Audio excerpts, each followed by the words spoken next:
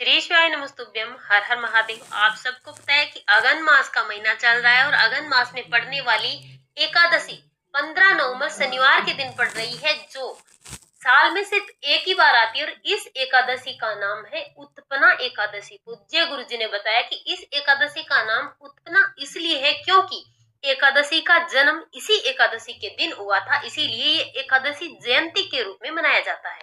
इसी दिन से एकादशी उत्पन्न हुई थी और इसी दिन से एकादशी का व्रत प्रारंभ हुआ था। ये पूज्य गुरु जी ने बताया कि जो लोग व्रत करना चाहते हैं, एकादशी का व्रत शुरुआत करना चाहते हैं, वो लोग इस एकादशी अपने व्रत का शुरुआत कर सकते हैं। ये एकादशी बहुत ही श्रेष्ठ और महत्वपूर्ण एकादशी है। कुछ करो या ना करो, लेकिन अगर आपके घर में धन नहीं आ रहा है, बीमारियां बहुत ज्यादा है, बार बार प्रयास करने के बाद भी अगर आपको सफलता नहीं मिल पा रही है, आपको जॉब नहीं मिल पा रही है, आपकी मनोकामना पूरी नहीं हो पा रही है, आप किसी भी एग्जाम के लिए ट्राई कर रहे हैं या फिर अपना व्यापार और कारोबार करना चाहते हैं, बार बार करने के बाद भी अगर आप उसमें असफल हो जाते हैं, कोई भी काम आप करते हैं उसमें सफलता नहीं मिल पा रही है, तो ये एकादशी का दिन ऐसा दिन है जिस दिन मात्र इस विशेष उपाय को करने से आपको अपने जीवन के हर कार्य क्षेत्र में सफलता मिलेगी।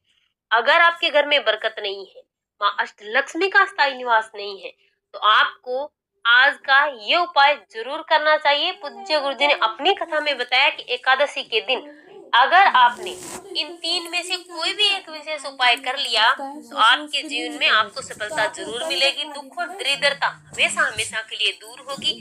अगर कोई गरीब से गरीब व्यक्ति भी इस उपाय को कर लेता है, तो वो निश्चित ही धनवान बन जाता है। और एकादशी के दिन इस उपाय को करने से आपके जीवन में सुख और समृद्धि जरूर आएगी। पूज्य गुरु जी ने पीछे अपनी चल रही शिव महापुराण की कथा में ऐसे 5 उपाय बताए हैं जो सिर्फ और सिर्फ एकादशी के दिन किया जाते हैं, जो उपाय आपकी अलग अलग मनोकामना की पूर्ति के लिए होंगे। चलिए बात करते हैं पूज्य गुरु जी द्वारा बताए गए सभी उपायों के बारे में। सबसे पहले बात करते हैं आज के सबसे पहले उपाय की। पूज्य गुरु जी ने बताया कि अगर आप अपने घर में सुख और समृद्धि चाहते हैं, अगर आप महादेव की विशेष कृपा चाहते हैं, तो आपको ये सौदा वाला उपाय जरूर करना चाहिए। इसके लिए आपको कुछ भी नहीं करना है, एक कलश में सिर्फ और सिर्फ आपको जल भरना है। किसी भी एकादशी के दिन इस कलश को उठाना है, लेकर चले जाना है महादेव के मंदिर में जो आपके घर के आसपास है, और उत्तर दिशा की तरफ मुख करके आपको सबसे पहले महादेव की शिवलिंग पर पूरा का पूरा जल श्री शिवाय नमस्तुभ्यं मंत्र का जाप करते हुए समर्पित कर देना है।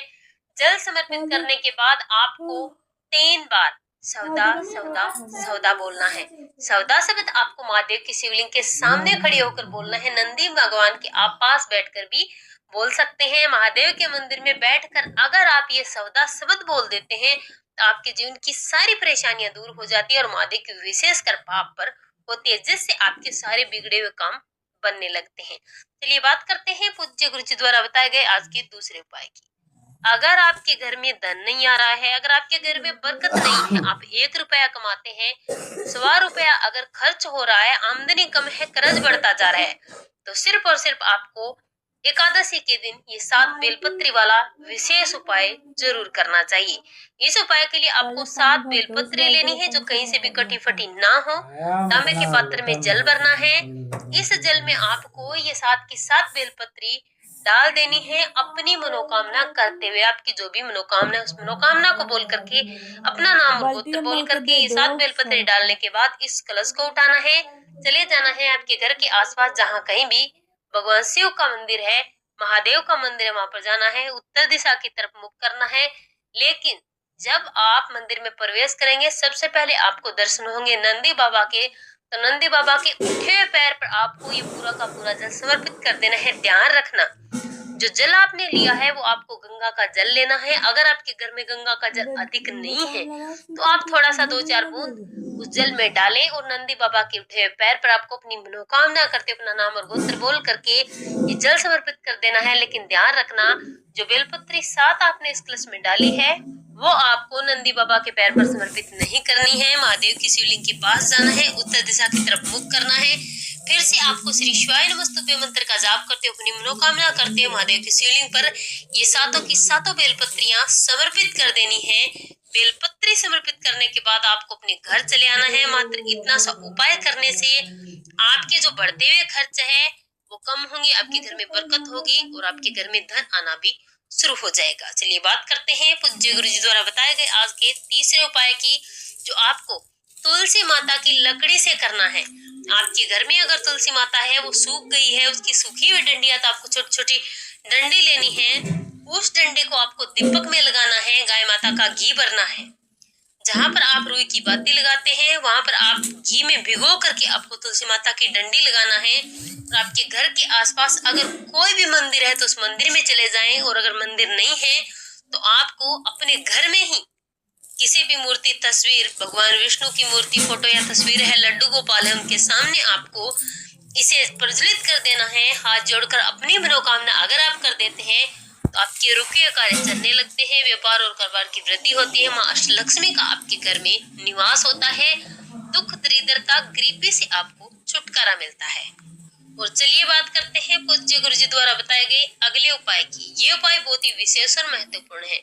जो लोग एग्जाम की तैयारी कर रहे हैं, बार बार एग्जाम देने के बाद भी अगर सफल नहीं हो पा रहे हैं, इंटरव्यू क्लियर नहीं कर पा रहे हैं, या फिर कोई भी व्यापार और कारोबार करना चाहते हैं लेकिन बार बार अड़चने आ जाती है, असफल हो जाते हैं, तो सफलता प्राप्ति के लिए, किसी भी नौकरी या जॉब के लिए आपको ये 11 तुलसी पत्र वाला उपाय जरूर करना चाहिए।